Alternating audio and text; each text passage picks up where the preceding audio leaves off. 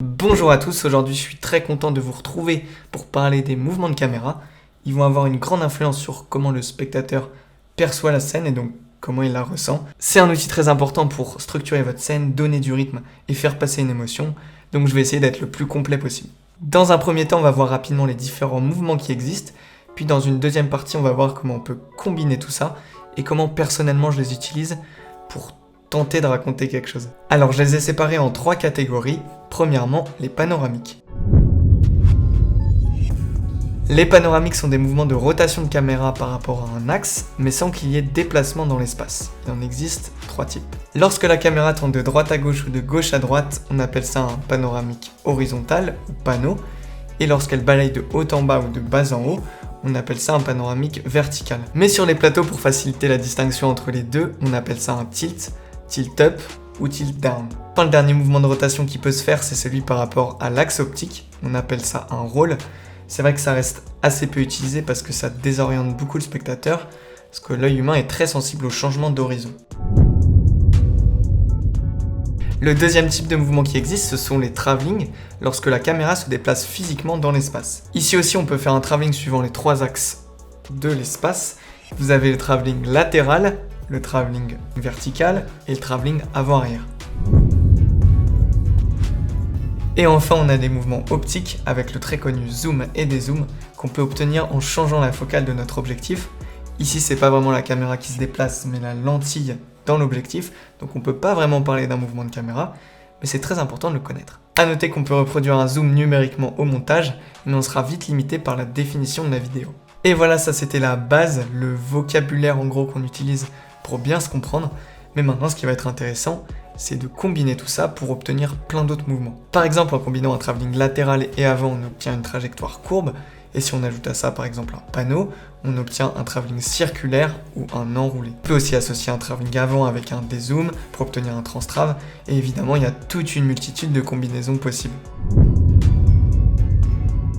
Il arrive qu'on soit contraint de choisir tel ou tel mouvement pour des raisons techniques, on n'a pas le matériel nécessaire, le sujet se déplace trop vite pour qu'on le suive, etc. Il y a plein de raisons. Mais il faut être conscient que les mouvements ne servent pas qu'à suivre un sujet, ils vont chacun avoir un effet très différent sur le spectateur, parce qu'ils vont amener des choses dans le cadre et se concentrer sur des éléments qui sont très différents. Mais du coup, on peut se demander dans quelle situation il est plus pertinent d'utiliser par exemple un tilt plutôt qu'un travelling vertical, ou un panneau plutôt qu'un suivi.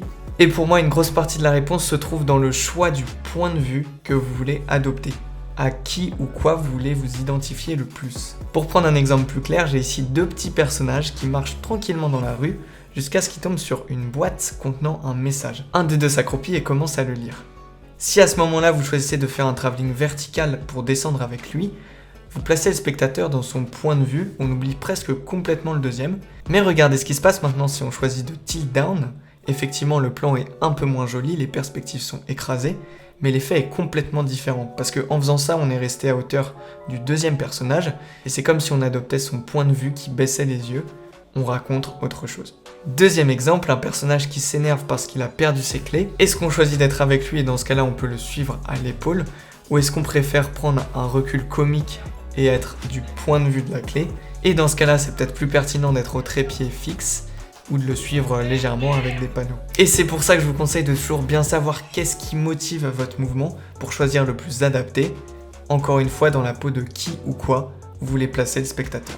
En comprenant ça, on comprend facilement comment un mouvement de caméra peut être très utile pour souligner l'état interne d'un personnage dont on veut suivre le point de vue. Par exemple, on peut utiliser des changements de valeur de plan avec le fait de s'éloigner ou de s'approcher d'un sujet, notamment le travelling avant qui est très efficace pour souligner et accentuer une action ou une émotion d'un personnage, parce que plus on s'approche, plus les émotions sur les visages sont lisibles. Si au contraire on recule avec un travelling arrière, on crée une sorte de distanciation émotionnelle avec le personnage, et on met plus l'accent sur le décor, puisque inévitablement l'importance du personnage va être réduite dans le cadre.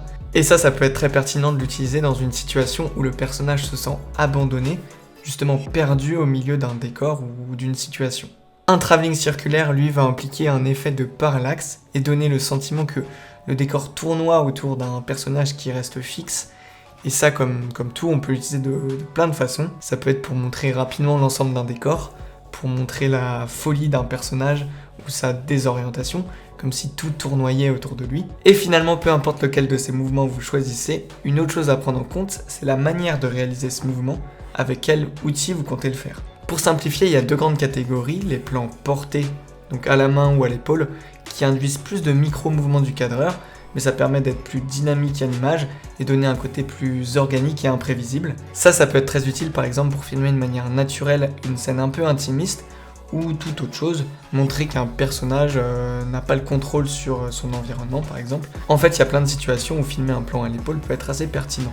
Et deuxième catégorie, ce sont les plans fluides, réalisés avec divers outils, donc ça peut être un trépied, un ronin, une grue, ça dépend des situations. Ils sont plus précis, contrôlés et effectivement considérés comme plus esthétiques, parce qu'en fait ils sont moins distrayants de la scène, et ça peut être particulièrement intéressant de les utiliser, justement lorsque votre personnage a un certain contrôle dans votre scène. Bien sûr, tout ce que je dis là n'est pas fixe, un même mouvement peut provoquer des choses totalement différentes en fonction du genre du film, des plans précédents, de la musique, et c'est ça qui est très intéressant, c'est que c'est pas des règles fixes. La vitesse de ces mouvements de caméra va aussi énormément influencer sur ce que va ressentir le spectateur. Si le mouvement est lent et constant, par exemple, peut-être que ça amène plus de suspense, de tension, ou juste ça peut permettre d'admirer un paysage.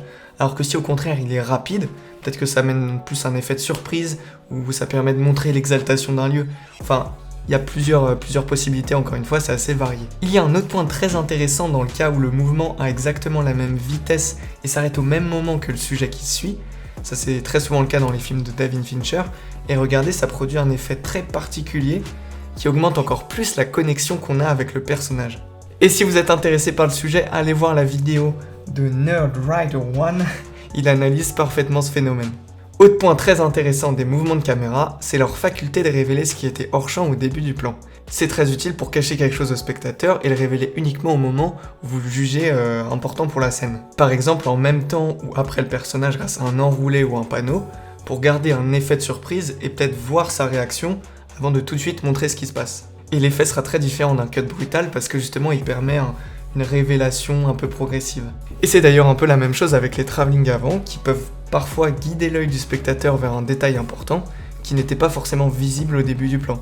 Donc un peu comme du hors-champ. Et on peut aussi se servir de ce principe pour justement choisir de ne pas filmer l'action en la plaçant hors-champ et ainsi jouer sur la suggestion. C'est un peu comme si le spectateur détournait les yeux. Et enfin, dans beaucoup de projets, on choisira un mouvement plus pour son esthétisme et le dynamisme qu'il apporte à la scène, plus que pour des significations comme ça un peu psychologiques.